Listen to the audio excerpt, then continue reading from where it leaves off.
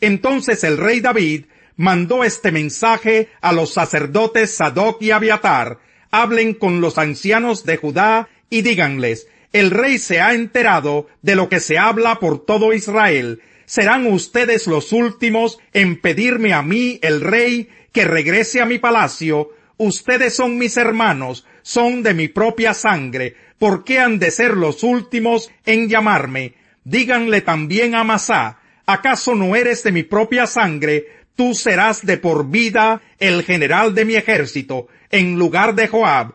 Que Dios me castigue sin piedad si no lo cumplo.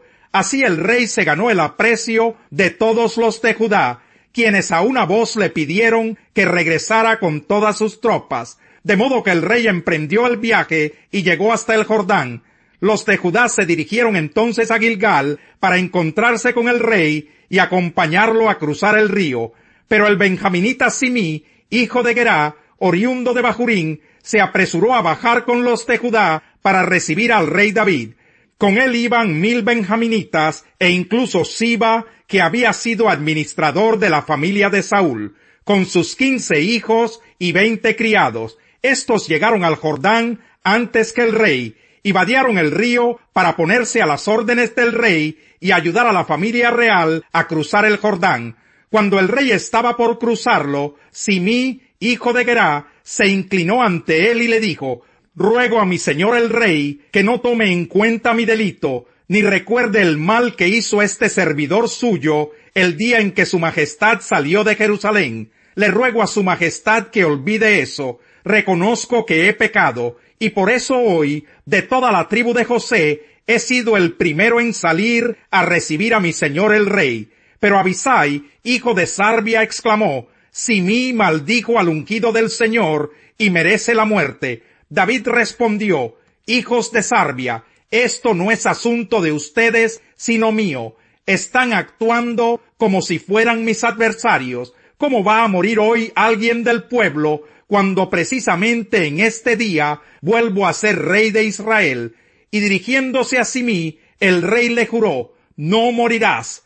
También Mefiboset, el nieto de Saúl, salió a recibir al rey. No se había lavado los pies ni la ropa, ni se había recortado el bigote, desde el día en que el rey tuvo que irse hasta que regresó sano y salvo. Cuando llegó de Jerusalén para recibir al rey, éste le preguntó: Mefiboset, ¿por qué no viniste conmigo? Mi señor y rey, como este servidor suyo es cojo, yo quería que me aparejaran un asno para montar y así poder acompañarlo, pero mi criado Siba me traicionó, y ahora me ha calumniado ante su majestad. Sin embargo, su majestad es como un ángel de Dios, y puede hacer conmigo lo que mejor le parezca. No hay nadie en mi familia paterna que no merezca la muerte en presencia de mi señor el rey. A pesar de eso, su majestad le concedió a este servidor suyo comer en la mesa real. ¿Qué derecho tengo de pedirle algo más a su majestad? El rey le dijo: no tienes que dar más explicaciones. Ya he decidido que tú y Siba se repartan las tierras. Él puede quedarse con todo. Le respondió Mefiboset: a mí me basta con que mi señor el rey haya regresado a su palacio sano y salvo. También Barzillai el Galadita bajó al Jordán. Había viajado desde Rogelín para escoltar al rey cuando cruzara el río. Barzillai, que ya era un anciano de 80 años, le había proporcionado al rey todo lo necesario durante su estadía en Mahanaim, pues era muy rico. El rey le dijo: acompáñame, quédate conmigo en Jerusalén, y yo me encargaré de todo lo que necesites. Pero ¿cuántos años de vida me quedan? Respondió Barzillai: ¿para qué subir con el rey a Jerusalén? Ya tengo 80 años y apenas puedo distinguir lo bueno de lo malo, o saborear lo que como y bebo, o aún apreciar las voces de los cantores y las cantoras. ¿Por qué ha de ser este servidor una carga más para mi señor el rey? ¿Y por qué quiere su majestad recompensarme de este modo cuando tan solo voy a acompañarlo a cruzar el Jordán? Déjeme usted regresar a mi propio pueblo para que pueda morir allí y ser enterrado en la tumba de mis padres. Pero aquí le dejo a Quimán para que sirva a su majestad y lo acompañe a cruzar el río. haga usted por él lo que haría por mí. Está bien, respondió el rey, Kimán irá conmigo, y haré por él lo que me pides, y a ti te daré todo lo que quieras. La gente y el rey cruzaron el Jordán. Luego el rey le dio un beso a Barzillai y lo bendijo, y Barzillai volvió a su pueblo. El rey, acompañado de Kimán y escoltado por las tropas de Judá y la mitad de las tropas de Israel, siguió hasta Gilgal.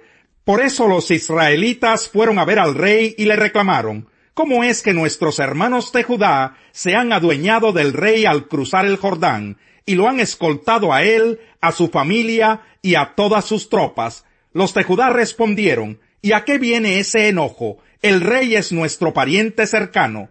¿Acaso hemos vivido a costillas del rey? ¿Acaso nos hemos aprovechado de algo? Pero los israelitas insistieron: ¿por qué nos tratan con tanto desprecio? Nosotros tenemos 10 veces más derecho que ustedes sobre el rey David. Además, ¿no fuimos nosotros los primeros en pedirle que volviera? Entonces los de Judá les contestaron aún con más severidad. Capítulo 20. Por allí se encontraba un malvado que se llamaba Sabá, hijo de Bicrí, que era benjaminita. Dando un toque de trompeta, se puso a gritar: «Pueblo de Israel, todos a sus casas, pues no tenemos parte con David, ni herencia con el hijo de Isaí». Entonces todos los israelitas abandonaron a David y siguieron a Sabá, hijo de Bicrí. Los de Judá, por su parte, se mantuvieron fieles a su rey y lo acompañaron desde el Jordán hasta Jerusalén.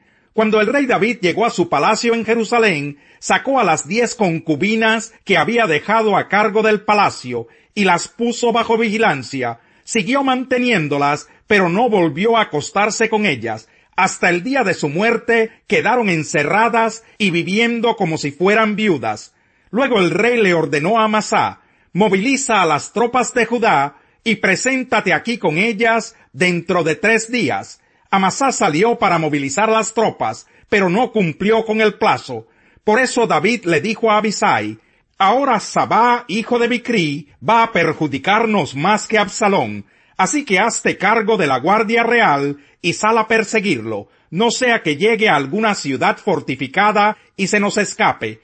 Entonces los soldados de Joab, junto con los quereteos, los peleteos y todos los oficiales bajo el mando de Abisai, salieron de Jerusalén para perseguir a Sabá, hijo de Bicrí.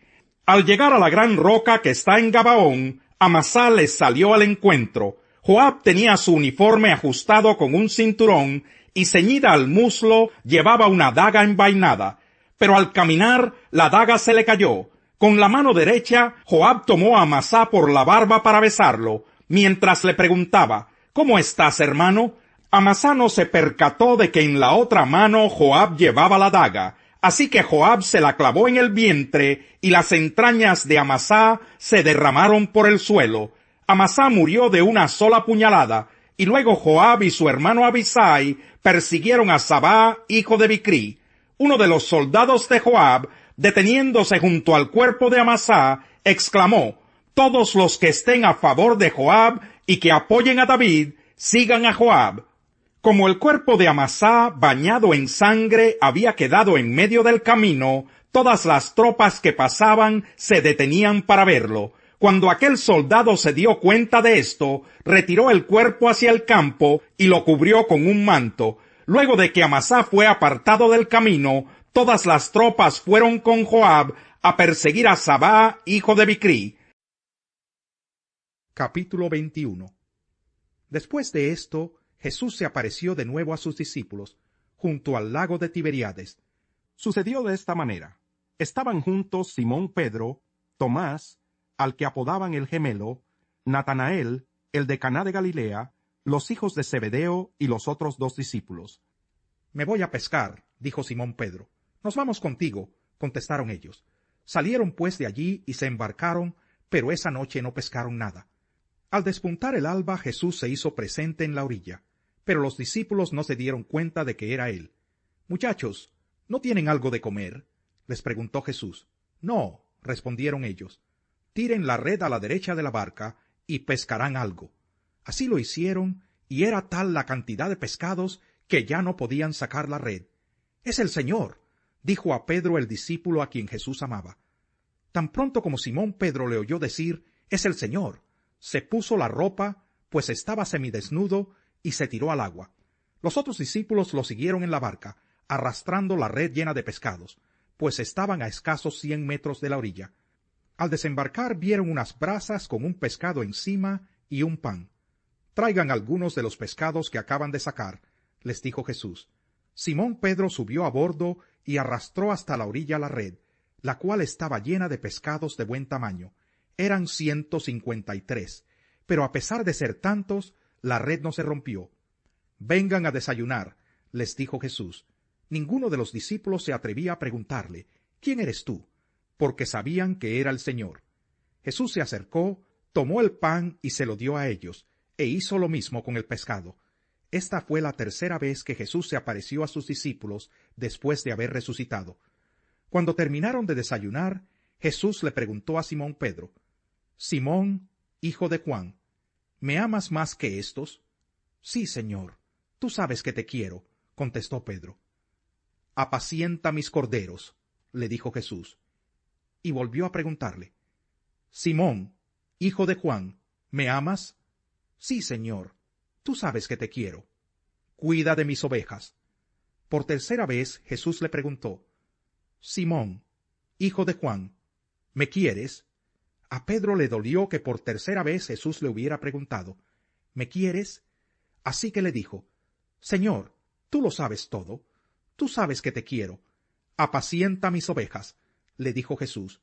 «De veras te aseguro que cuando eras más joven te vestías tú mismo e ibas a donde querías. Pero cuando seas viejo, extenderás las manos y otro te vestirá, y te llevará a donde no quieras ir». Esto dijo Jesús para dar a entender la clase de muerte con que Pedro glorificaría a Dios.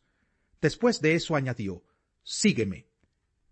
Al volverse Pedro vio que lo seguía el discípulo a quien Jesús amaba, el mismo que en la cena se había reclinado sobre Jesús y le había dicho: «Señor, ¿quién es el que va a traicionarte?».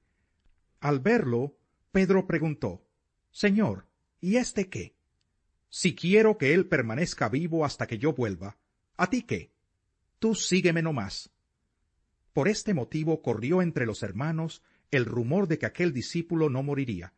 Pero Jesús no dijo que no moriría, sino solamente: «Si quiero que él permanezca vivo hasta que yo vuelva, ¿a ti qué?».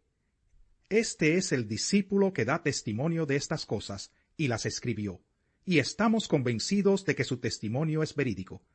Jesús hizo también muchas otras cosas, tantas que si se escribiera cada una de ellas, pienso que los libros escritos no cabrían en el mundo entero. Salmo 120. En mi angustia invoqué al Señor, y Él me respondió. Señor, líbrame de los labios mentirosos y de las lenguas embusteras. Ah, lengua embustera, ¿qué se te habrá de dar? ¿Qué se te habrá de añadir? Puntiagudas flechas de guerrero, con ardientes brasas de retama. Ay de mí, que soy extranjero en Mesec, que he acampado entre las tiendas de Cedar. Ya es mucho el tiempo que he acampado entre los que aborrecen la paz. Yo amo la paz, pero si hablo de paz, ellos hablan de guerra. Más vale adquirir sabiduría que oro, más vale adquirir inteligencia que plata. El camino del hombre recto evita el mal. El que quiere salvar su vida se fija por dónde va,